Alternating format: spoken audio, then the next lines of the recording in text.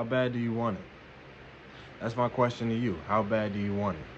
How bad do you want that life, that dream that you think about every single day, every single night?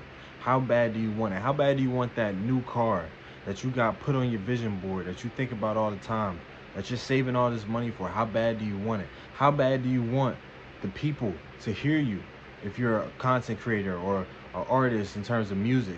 How bad do you want the people to understand and hear your music and hear your poetry and hear your content? How bad do you want it? But that's something you gotta ask yourself every single day, because if you don't, you start to get lost in the sauce and don't realize the goal, and you lose sight of that goal that you've been planning and hoping and doing all this work for. You know, I had to ask myself last night, how bad do you want it? Real talk. Because I was starting to see that the trajectory and the way I was doing things started to go down.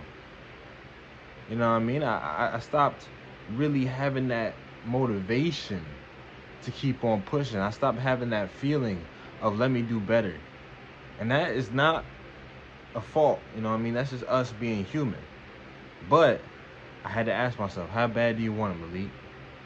I'm gonna be real with y'all. Right now, my car has been out of commission for the past month and a half. I've been riding with people to get to work. I got a rental right now. And I've been pissed. Oh man, I've been pissed. It's been killing me. But in my mind, I know that the car is getting worked on. You know what I'm saying? I know that eventually it'll be back to me, and I just gotta be patient.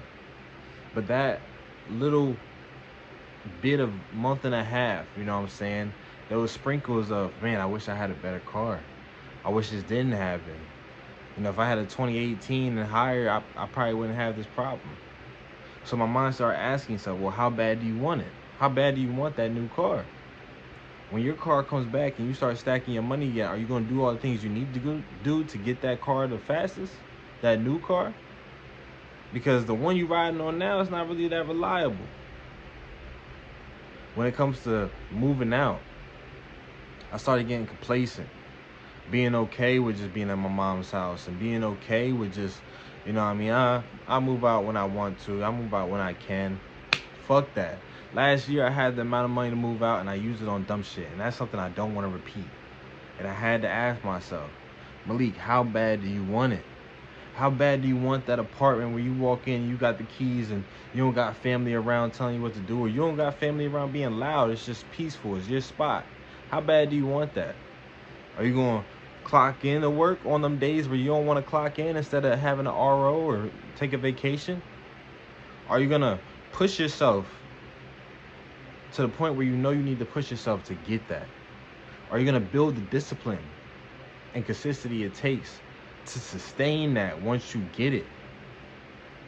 Bro, how bad do you want it? When you see that beautiful girl, right? Or when you have that beautiful girl, and she wants to go on dates, or if it's a new girl, you're trying to impress her.